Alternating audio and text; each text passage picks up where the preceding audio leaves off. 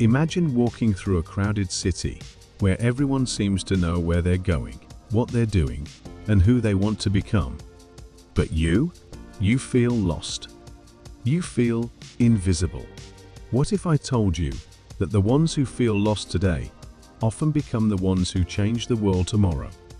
This is the story of Ayesha, a girl who was once overlooked, underestimated, and trapped by the expectations of modern life. But in the middle of this towering city of glass and steel, she found something stronger than success. She found herself. Ayesha was born and raised in a city where dreams were big, but the pressure was even bigger. Skyscrapers reached the clouds, traffic never stopped, and people walked past each other like they were ghosts. She lived in a small apartment with her mother, who worked 2 jobs just to make ends meet. Ayesha was a dreamer, but the world around her didn't seem to care. At school, she wasn't the smartest.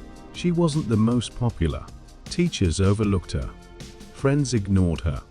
And the city, with all its bright lights, felt like a cage she couldn't escape.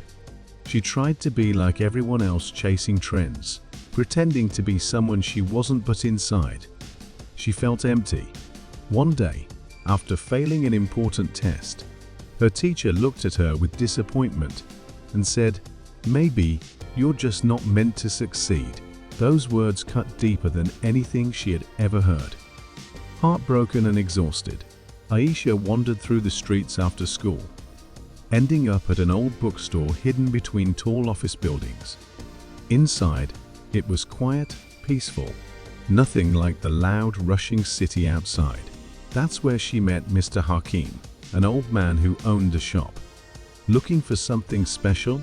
He asked with a warm smile. "I don't know," Ayesha muttered. "Maybe a book that can tell me what to do with my life." He chuckled. "Books can guide you, but answers? You have to find those yourself." Curious, she stayed, flipping through pages of books she had never noticed before, stories of struggle, of failure, of resilience. One book caught her eye. It was about bamboo trees. "Do you know how bamboo grows?" Mr. Hakim asked. Ayesha shook her head. "For years, nothing happens. You water it, give it sunlight, take care of it, but there's no sign of growth. People might even laugh at you for trying. But then, in the 5th year, something incredible happens. It shoots up, growing taller than anyone imagined." Ayesha frowned. "So it takes 5 years just to start growing?" He nodded. "The roots grow first, deep into the ground, strong and unshakable. The lesson? Just because you don't see progress doesn't mean you aren't growing." Those words stayed with Ayesha. She realized she had been measuring her worth by immediate results, by how others saw her. But maybe, just maybe, she was like the bamboo, growing silently, preparing for something greater.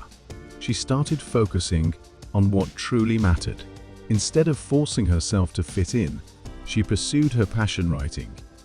Every night, after her mother came home, exhausted, Ayesha would stay up and write. She poured her heart onto the pages, capturing the struggles, hopes, and dreams of people like her. People still doubted her. Friends told her to stop wasting time. But she remembered Mr. Hakim's words. Growth takes time. And she wasn't going to give up. Months turned into years. Rejections came. Failures knocked her down. But each time, she got back up. She kept writing, kept learning, kept believing. One day, she submitted her stories to an international writing competition. She didn't expect much. After all, who would care about a girl like her? Then, an email arrived. She had won. Her words had touched hearts, inspired change. She was invited to speak at a conference, to share her journey.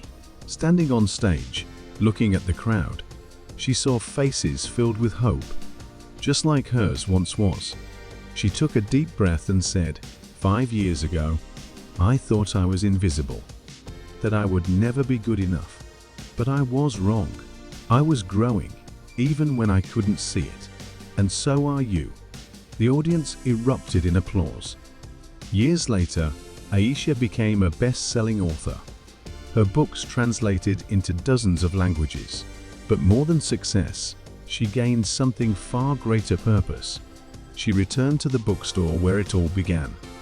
Mr. Hakim was gone, but his wisdom remained. She placed one of her books on the shelf, a note inside: "To the dreamer who feels lost, remember the bamboo. Keep growing." As she walked out into the city, she no longer felt invisible. She had found her path, and now she was lighting the way for others. We all have moments where we feel like we're not moving forward, like no matter how hard we try, we are stuck.